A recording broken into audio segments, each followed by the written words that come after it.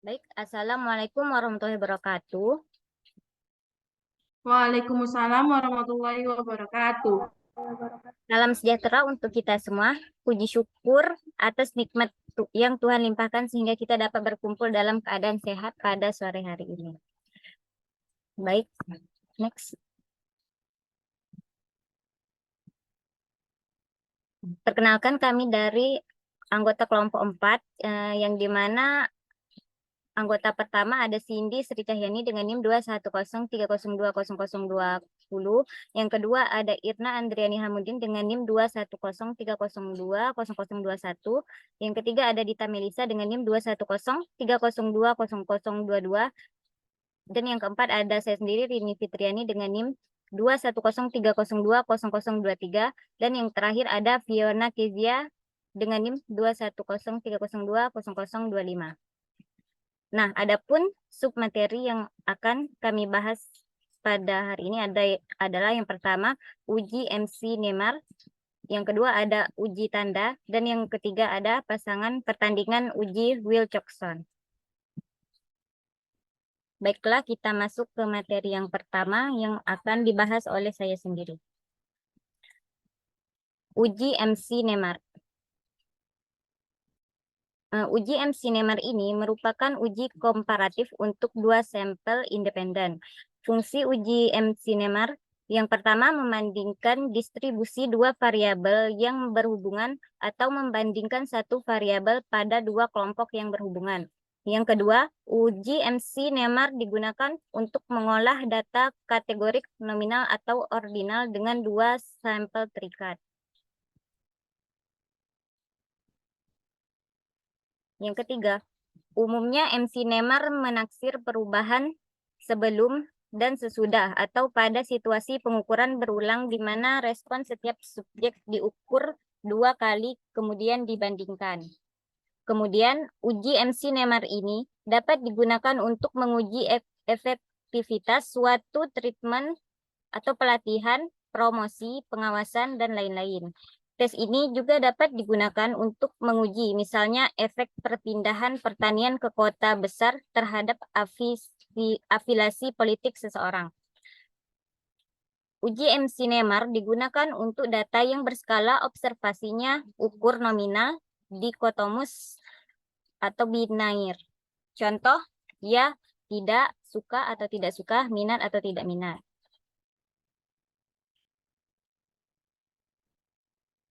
Untuk datanya disusun dalam tabel kontingensi sebagai berikut.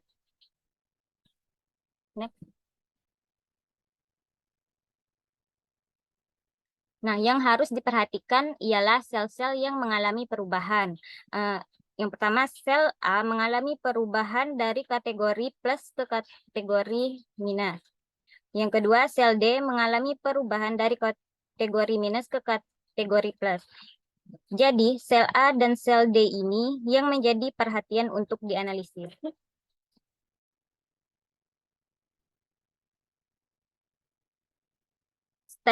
Statistik uji MC Neymar dikembangkan dari uji chi-square, di mana chi-square kuadrat sama dengan I sama dengan 1 sampai K, OI dikurang SI kuadrat per EI, dengan OI sama dengan banyak kasus yang diobservasi untuk kategori ke I, dan EI sama dengan banyak kasus yang diharapkan untuk kategori ke I.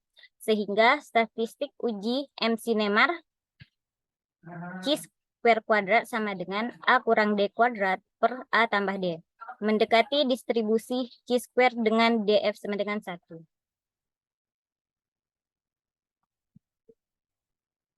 Distribusi chi-square akan lebih tepat jika dilakukan koreksi untuk kontinuitas sehingga rumus tersebut kemudian dikoreksi oleh Yates pada tahun 1943 dengan cara mengurangi dengan angka 1, sehingga rumus yang menggunakan koreksi kontinuitas adalah sebagai berikut. Chi-square sama dengan A kurang D dikurang 1 kuadrat per A tambah D. Kriteria uji sama dengan atau p-value lebih kecil sama dengan sigma, dengan P-value sama dengan nilai peluang terjadinya kekeliruan tipe 1 yang diperoleh dari data. Dengan nilai peluang terjadinya kekeliruan tipe 1 yang diperoleh dari data, langkah pengerjaannya: pertama, tentukan hipotesis. Yang kedua, tentukan nilai kritis chi-square dengan DF sama dengan 1. Yang ketiga, masukkan data yang telah diobservasi ke dalam tabel fourfold. Yang keempat, bandingkan nilai chi-square hitung dengan chi-square tabel. Keputusan tolak jika chi-square hitung lebih besar dari chi-square tabel. Dan yang terakhir, kesimpulan. Baiklah, itu saja yang dapat saya sampaikan. Untuk materi selanjutnya akan dibahas oleh Irna Andriani Hamudin. Kepada Irna dipersilahkan. Baik, terima kasih kepada moderator. Perkenalkan, nama saya Irna Andriani Hamudin dengan NIM 2103020001. Baik, di sini saya akan menjelaskan tentang contoh soal serta penggunaan SPSS. Nah, contoh soal yaitu seorang peneliti ingin mengetahui efektivitas sebuah metode penyuluhan untuk meningkatkan pengetahuan murid terhadap perilaku hidup bersih dan sehat (PHBS) pada anak-anak SD. Sebanyak 100 murid SD dipilih secara acak untuk dilakukan pengukuran tingkat pengetahuan tentang PHBS. Setelah tes pengetahuan dijalankan, 100 anak SD tersebut diberikan sebuah metode penyuluhan tentang PHBS. Setelah diberikan penyuluhan, tingkat pengetahuan PHBS anak SD tersebut diukur kembali. Hasil pengukuran disajikan pada tabel di bawah. Berdasarkan data tersebut, apakah dapat disimpulkan bahwa metode penyuluhan yang diberikan efektif meningkatkan pengetahuan anak SD tentang PHBS? Nah, langkah yang awal kita akan akan menentukan hipotesisnya. Nah, sebelum melakukan hipotesis, kita ini dulu tabelnya. Nih, tabelnya yaitu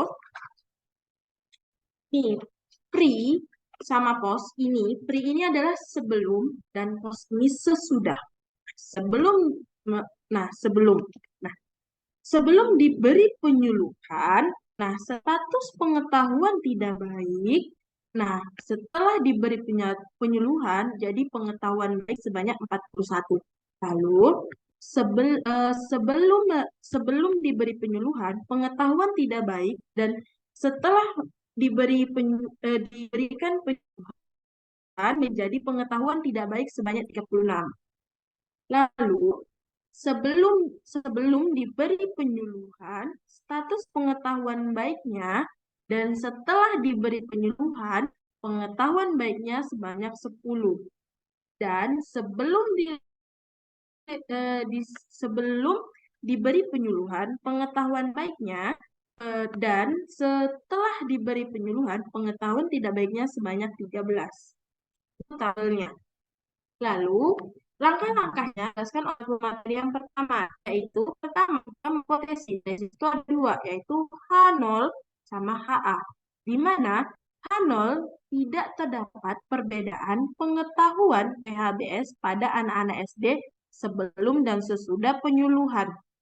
Dan HA-nya terdapat peningkatan pengetahuan PHBS pada anak SD setelah penyuluhan. Kita sudah menentukan kan hipotesisnya. Lalu dari hipotesis ini kita nengok yang mana diterima, mau terima HO atau terima HA. Baik. Nah, kita melakukan cara manual. Dan cara manual itu kita tengok kriteria ujinya yaitu alfa sama dengan 5%, yaitu signifikannya sama dengan 5% atau 0,50.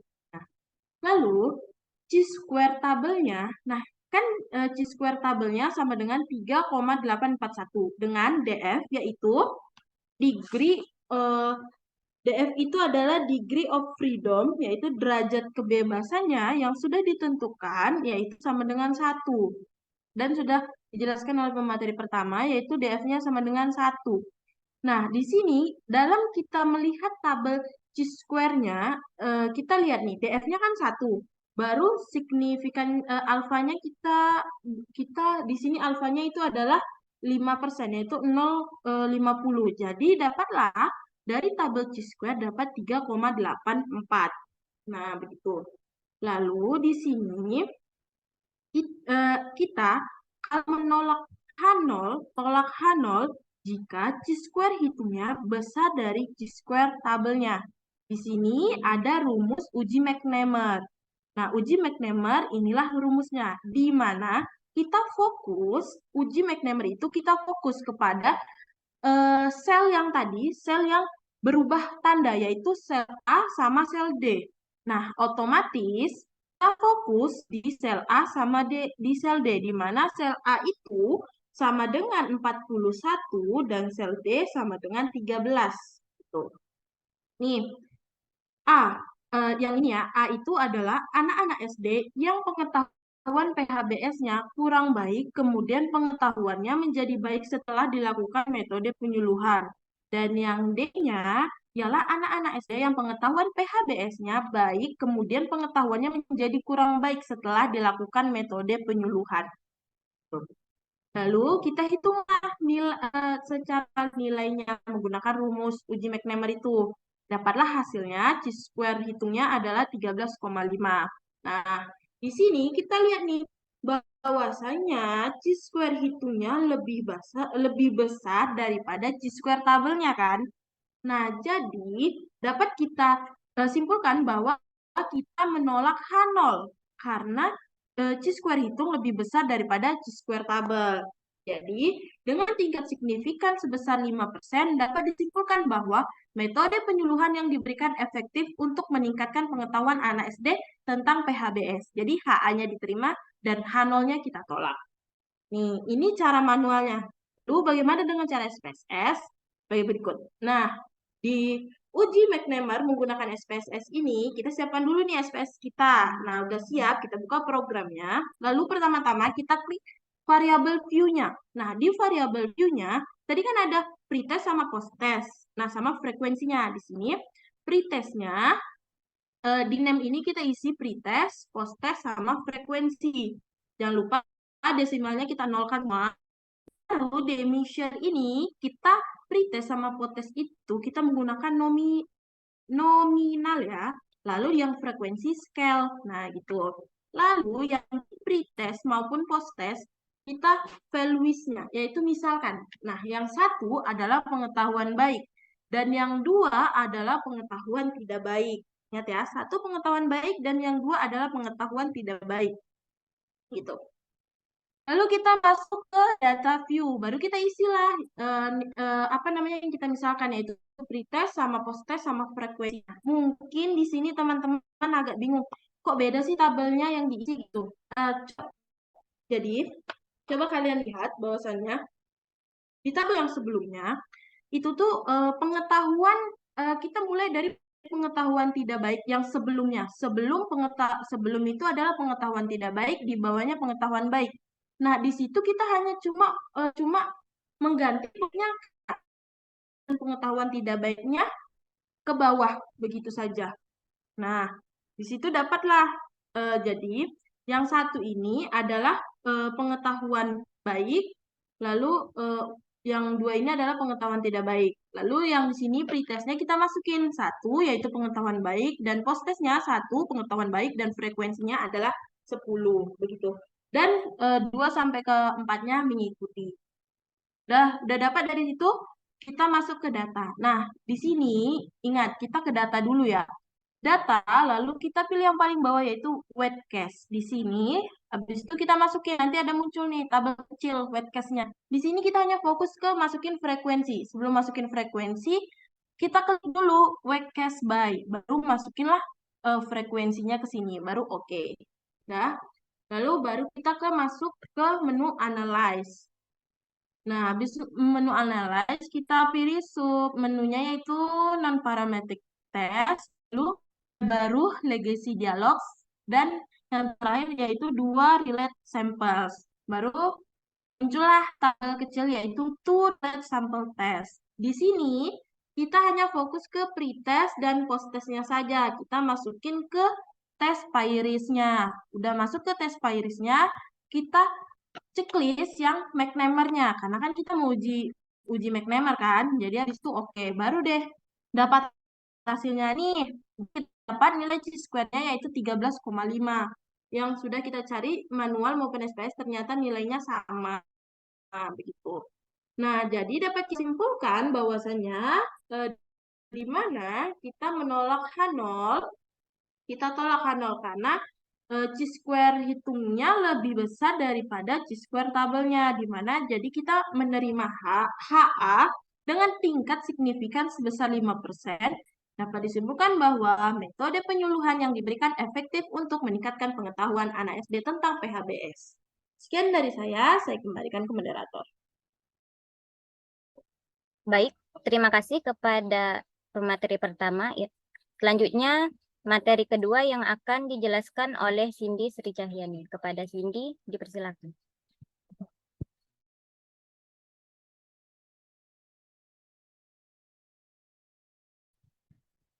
Baik, terima kasih kepada moderator. Saya pemateri kedua akan melanjutkan materi yaitu tentang uji tanda. Nah, uji tanda ini digunakan untuk membandingkan dua sampel berpasangan dengan skala ordinal. Nah, prinsip dari uji tanda ini adalah menghitung selisih pasangan nilai data dari sampel pertama dengan sampel kedua, kemudian dihitung jumlah selisih pasangan data yang positif dan jumlah selisih pasangan data yang negatif. Pada uji tanda ini terdapat 3 bentuk hipotesis, yang mana penggunaannya tergantung dari persoalan yang akan diujinya. Nah, yang pertama ada bentuk uji hipotesis dua sisi dengan hipotesis H0 sama dengan 0,5 dan HA sama dengan tidak sama dengan 0,5. Next.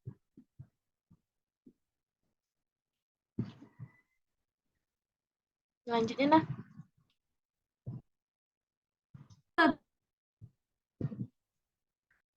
Nah, yang kedua ada bentuk uji hipotesis satu sisi untuk sisi atas dengan hipotesisnya H0 kecil dari sama dengan 0,5 dan HA besar dari 0,5.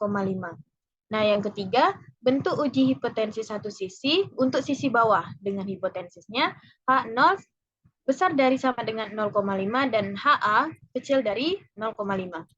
Dalam pengujian hipotesis, kriteria untuk menolak atau tidak menolak H0 berdasarkan p-value adalah sebagai berikut. A. Jika p-value signifikan kecil dari alfa, maka H0 ditolak. Dan B. Jika p-value signifikan besar dari alfa, maka H0-nya diterima. Baik, cukup sekian dari saya kembalikan ke moderator. Baik, terima kasih kepada pemateri kedua. Selanjutnya kita masuk kepada pemateri ketiga yang akan dijelaskan oleh Dita Melisa. Kepada Dita, dipersilakan. Baik, terima kasih kepada moderator. Selanjutnya saya Dita Melisa dengan NIM 21030200022 akan membahas contoh soal uji tanda.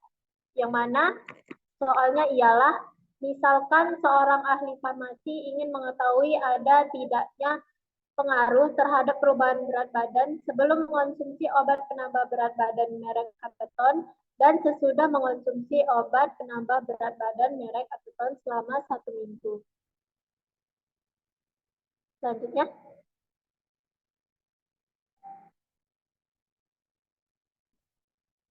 Nah, terdapat data pada tabel di samping, yaitu misalkan X menyatakan berat badan sebelum mengonsumsi obat penambah berat badan merek Apeton, sedangkan Y menyatakan berat badan sesudah mengonsumsi obat penambah berat badan merek Apeton selama 1 minggu dengan menggunakan tingkat signifikansi 5%. Berikut ini akan diuji apakah terdapat perbedaan berat badan yang signifikan secara statistika sebelum mengonsumsi obat penambah berat badan merek Apeton dan sesudah mengonsumsi obat penambah berat badan merek Apeton selama 1 minggu. Selanjutnya.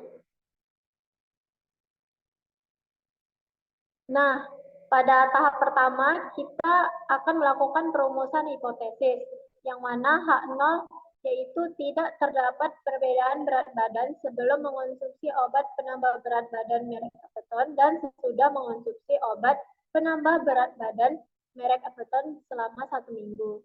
Lalu H1-nya terdapat perbedaan berat badan sebelum mengonsumsi obat penambah berat badan merek Apoton dan sesudah mengonsumsi obat penambah berat badan merek Apoton selama 1 minggu.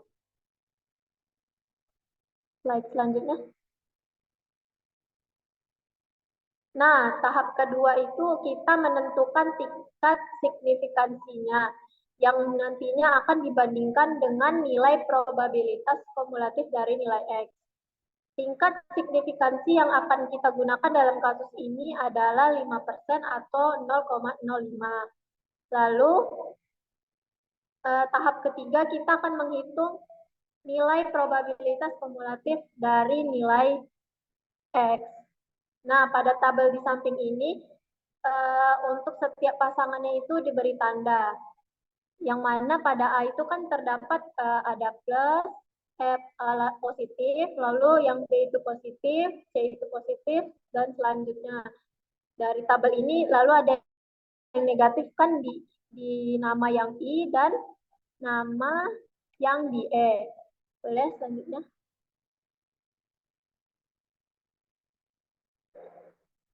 Nah, dari tabel sebelumnya, pertama akan kita tentukan tanda-tandanya itu. Seperti pada pasangan yang di A tadi kan ada X-nya 45 dan Y-nya itu 50.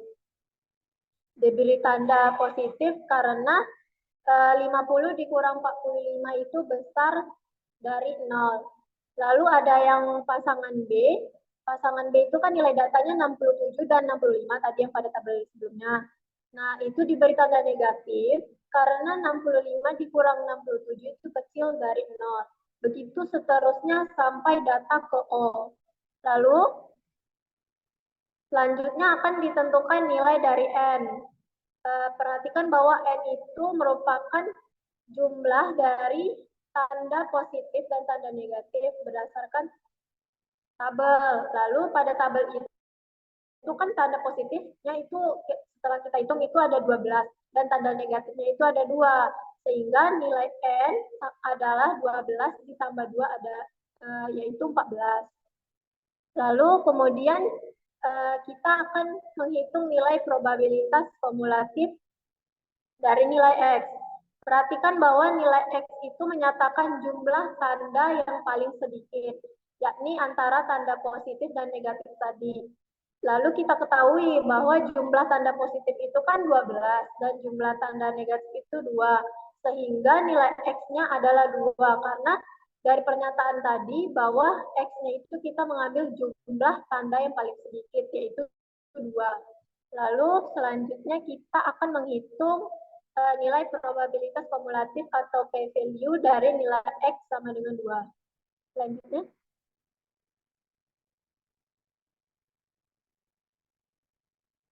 Nah, berikut akan kita hitung nilai probabilitasnya. Yang mana rumusnya adalah 2 dikali sigma I sama dengan 0 sampai X, NI dikali 1/2 pangkat I dikali 1/2 N kurang 1, E kurang I. Nah, ini kita masukkan apa yang kita ketahui tadi di atas, yang mana X-nya tadi adalah 2, terus N tadi adalah 14. Lalu kita masukin pada rumus, lalu dapatlah hasilnya 0,013. Selanjutnya. Nah, tahap keempat adalah pengambilan keputusan terhadap hipotesis. Jika nilai probabilitas kumulatif dari X besar sama dengan 0,05, yaitu tingkat signifikannya tadi, maka H0 diterima dan H1 ditolak. Sedangkan jika nilai probabilitas kumulatif dari X yaitu kecil dari alfa atau tingkat signifikannya, maka H1 diterima dan H0 itu ditolak. Berdasarkan perhitungan tadi, diperolehlah nilai probabilitas kumulatif untuk X sama dengan 2 itu tadi adalah 0,013 dan tingkat signifikan yang akan kita banding adalah 0,05. Dari nilai probabilitas kumulatif tadi, yakni kan 0,013, itu lebih kecil dari tingkat signifikansinya, yakni 0,05. Maka hipotesis 0 ditolak dan hipotesis alternatif atau H1 tadi diterima. Ini berarti pernyataan mengenai terdapat perbedaan berat badan sebelum mengonsumsi obat penambah berat badan merek Apeton dan sesudah mengonsumsi obat penambah berat badan merek Apeton selama 1 minggu dapat diterima pada tingkat signifikansi 5%. Dengan kata lain, terdapat pengaruh yang signifikan secara statistika mengenai berat badan sebelum dan setelah mengonsumsi obat penambah berat badan merek Apeton selama 1 minggu. Nah, tadi kan secara manual. Selanjutnya kita akan menguji secara menguji dengan SPSS. Yang mana yang pertama itu kita input data sesuai dengan tabel yang di atas tadi ke SPSS. Lalu pada kolom name kita ketik X dan Y. Lalu pada kolom desimalnya itu kita ganti menjadi 0. Lalu pada kolom like-nya itu kita isikan center. Lalu pada kolom measure-nya kita isi ordinal, dan untuk kolom-kolom lainnya biarkan saja. Nah, seperti pada SPSS ini. Lalu selanjutnya kita klik tab sheet ke variabel view pada SPSS data editor dan ketik atau copy data sebagai berikut. Nah, ini data yang tabel yang sudah didatakan tadi ya. Lalu selanjutnya kita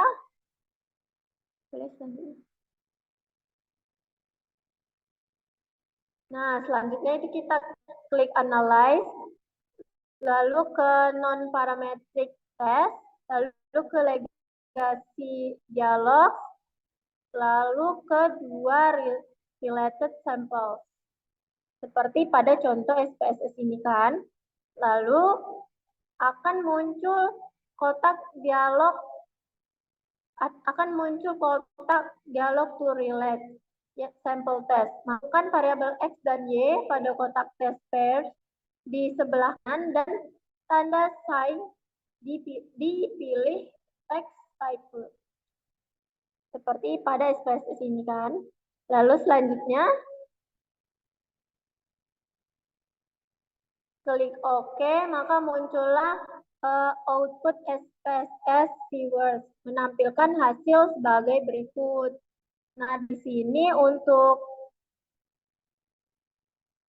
negatif differences-nya itu ada 2, sama kayak tadi kan, kalau yang negatif itu ada 2 tandanya, kalau untuk positifnya itu ada 12, kalau untuk yang tanda selisihnya 0 itu ada 1, maka totalnya 15. Nah, untuk sig-nya itu sama dengan yang kita cari sebelumnya, hasilnya sama, yaitu 0,013. Selanjutnya. Nah, dari output frekuensi uji tanda ini, terlihat bahwa jumlah selisih pasangan data variabel X dan Y terdiri dari 12 pasangan positif, 2 pasangan berselisih negatif, dan 1 pasangan berselisih 0 atau pasangan data berselisih sama. Sehingga didapat nilai 0,013 kecil dari 0,05. Maka HO ditolak dan HA atau H1 diterima. Artinya terdapat perbedaan berat badan sebelum mengonsumsi obat penambah berat badan merek Apeton dan sudah mengonsumsi obat penambah berat badan merek Apeton selama 1 minggu. Nah, segitu saja contoh yang dapat saya jelaskan. Selanjutnya akan saya kembalikan kepada moderator. Oke, baik. Terima kasih kepada Dita Melisa. Selanjutnya kita masuk ke pemateri berikutnya yang akan membahas materi tentang uji Wilcoxon-Met pairs yang akan dijelaskan oleh Fiona Kezia. Kepada Fiona dipersilakan. Baik, terima kasih moderator. Baik, di sini saya Fiona Kesha dengan NIM 21030020025 akan menjelaskan tentang uji Wilcoxon. Nah, uji Wilcoxon Match Pairs Side Net Test ini merupakan salah satu uji non-parametris yang digunakan untuk mengukur ada tidaknya perbedaan nilai rata-rata dua kelompok sampel yang saling berpasangan atau dependen. Nah, yang membedakan uji Wilcoxon dengan uji tanda ini, bila pada uji tanda besarnya selisih nilai angka antara yang bernilai positif dan negatif tidak diperhitungkan, lain halnya dengan uji Wilcoxon yang dimana skor-skor tersebut nantinya akan menjadi diperhitungkan. Lanjut.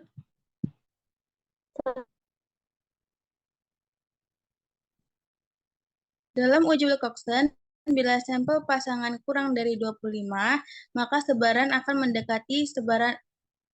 akan mendekati sebaran normal, yang dimana rumusnya itu adalah sebagai berikut, yang dimana T di situ merupakan jumlah total jenjang atau ranking yang terkecil. Nah, nanti untuk perhitungannya itu kita menggunakan rumus yang di bawah itu, yang ada mu T dengan ada yang sigma T atau lanjut. Nah, kita masuk kepada contoh kasus, yaitu di mana N lebih besar daripada 25. Nah, seorang guru BK ingin mengetahui pengaruh penerapan program home run terhadap perubahan perilaku siswa selama di sekolah. Sebelum dilakukan program, siswa diberikan penilaian perilaku. Dan setelah 1 bulan program dilakukan penilaian ulang. Penilaian tersebut dilakukan kepada 40 siswa, yang dimana datanya yang diperoleh sebagai berikut. Lanjut. Nah, jadi di sini ada total 40 siswa, yang dimana dengan taraf signifikannya yaitu 5% atau 0,05, dan dilakukan pengujian ini dengan uji dua sisi. Nah, di sini ditanya apakah ada perubahan perilaku setelah diterapkan home run tersebut. Lanjut.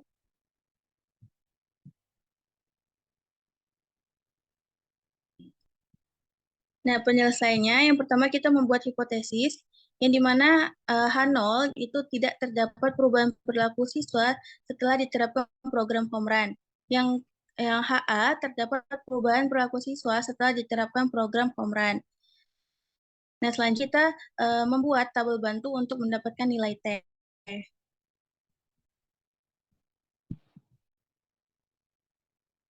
Nah, dari data tersebut, di sini kan ada nilai tanda jenjang, yang dimana di situ ada nilai positif dan negatif.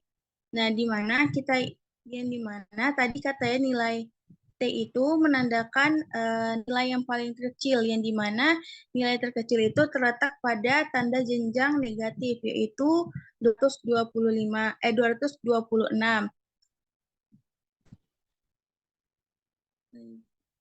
Nah, berdasarkan tabel, diperoleh nilai T yang tadi, yaitu 226. Nilai T itu diambil dari ranking yang terkecil. Maka terus juga pada tabel tersebut terdapat 3 siswa yang memiliki nilai skor selisih 0, yang dimana nanti N-nya itu akan 40 dikurang 3 menjadi N itu sama dengan 37. Nah, karena N besar dari 25, maka kita menggunakan rumus yang tadi. Setelah kita masukkan ke rumus yang tadi, maka akan didapat nanti nilai Z-nya itu adalah min 1,906. Nah, untuk menentukan nilai Z yang tadi kan sigmanya itu nilai signifikannya itu 5%, yaitu 0,05. Nah, karena tadi kita uji dua sisi, maka dibagi nilai sigmanya tersebut, nilai signifikannya tersebut menjadi 0,025, yang dimana itu terletak pada tabel di bawah itu. Terus didapat nilainya itu 1,96. Kemudian kita melakukan pengujian dengan kriteria, yang dimana jika Z kecil dari 1,960 maka HO diterima, dan jika Z besar dari 1,960 maka HO ditolak. Nah, di sini terbukti bahwasannya nilai Z itu kan tadi 1,96. Sedangkan untuk nilai yang nilai Z yang tadi, mohon maaf, nilai Z yang tadi itu kan ada min 1,906. Sedangkan untuk nilai Z yang Z alfa ini didapat 1,96. Maka nilai Z yang tadi itu lebih kecil dari Z alfa. Maka artinya di sini HO diterima. Dengan demikian terbukti bahwa tidak terdapat perubahan perilaku siswa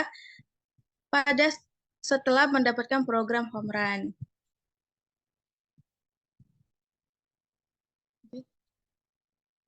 Nah, di sini juga ada contoh kasus di mana N ini kecil dari 25, yang di mana guru Al-Quran Hadis ingin mengetahui pengaruh pemberian jam tambahan kepada siswa terhadap prestasi belajar siswa sebelum diberikan pembelajaran, kemudian sebelum program dilaksanakan, dan setelah 1 bulan program tersebut berjalan, dan dilakukan tes akhir. Nah, data yang diperoleh itu adalah sebagai berikut.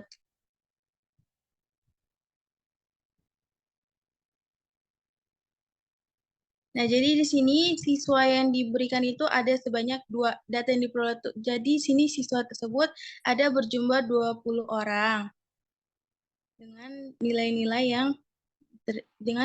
yang tertera pada tabel tersebut. Nah, penyelesaiannya dilakukan pengujian dengan taraf nyata yaitu 0,05. Di sini ditanya apakah ada peningkatan prestasi siswa setelah diberikan jam tambahan belajar. Nah, di sini pertama kita membuat hipotesis yang di mana HO tidak ada peningkatan prestasi belajar siswa setelah diberikan jam tambahan. Yang kedua, HA terdapat peningkatan prestasi belajar siswa setelah diberikan jam tambahan.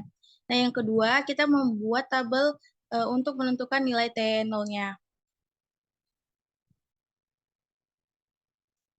Nah, di sini ada tabel, yang mana tadi tabelnya itu berisi 20 siswa dengan ada situ nilai skor sebelum dan sesudahnya. Kemudian ada skor tanda, yang dimana berdasarkan data di samping, nilai terkecilnya itu adalah 22, yang dimana 22 itu dari tanda positifnya. Nah, untuk tanda negatifnya itu, kalau misalnya kita hitung, itu ada berjumlah 27. Nah, sama kayak yang tadi, kita ambil nilai yang terkecilnya. Nah, maka di nilai yang terkecilnya itu di tanda positif. Maka TO itu adalah 89,5. Nah, untuk selisih nolnya itu ada 1, sehingga nanti nilai N-nya itu dikurangi dengan 1, 20 dikurangi sama dengan 19. Kemudian kita mencari nilai T alfanya, T tabelnya dengan N sama dengan 19. Lanjut. Nah, di situ tadi kita nilai signifikannya itu 0,05, terus untuk N-nya itu 19. Nah, kemudian didapat hasilnya itu adalah 54. Nah, kemudian setelah kita mengetahui nilai dari T-nya, maka kita melakukan pengujian dengan kriteria. Nah, yang dimana jika T alfa sama dengan lebih kecil daripada T0, maka HO diterima. Dan jika T alfa besar dari T0, maka HA diterima.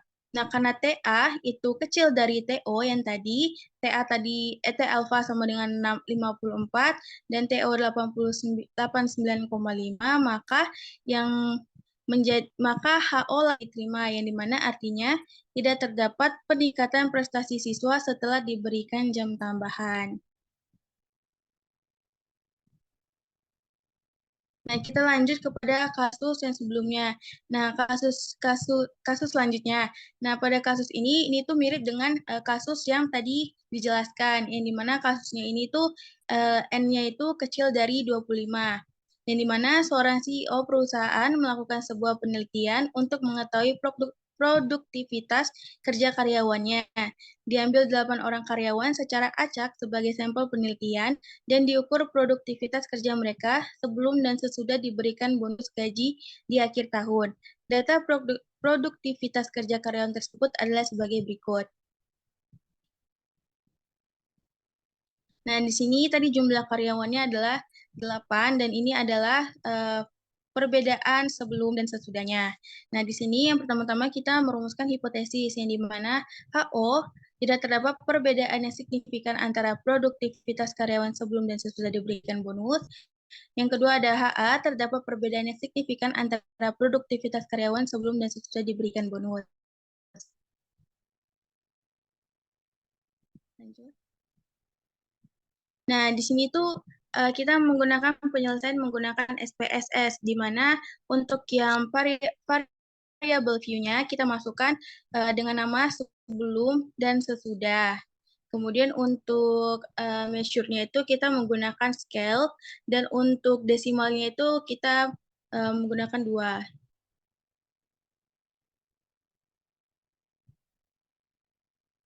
Nah, selanjutnya pada data view kita masukkan, kita input data yang sudah tertera pada tabel tersebut. Selanjutnya.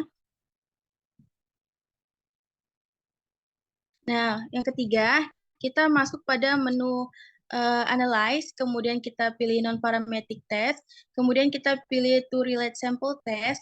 Nah, kemudian nanti pindahkan variabel sebelum, kita pindahkan variabel sebelum itu ke variabel 1 dan variabel sesudah dan kata sesudah ditaruh ke variabel kedua.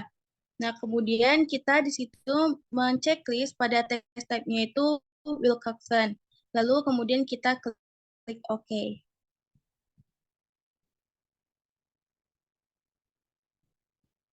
Nah, nanti jika kita sudah menjalankan tesnya, hasil output-nya itu akan terlihat pada gambar berikut ini.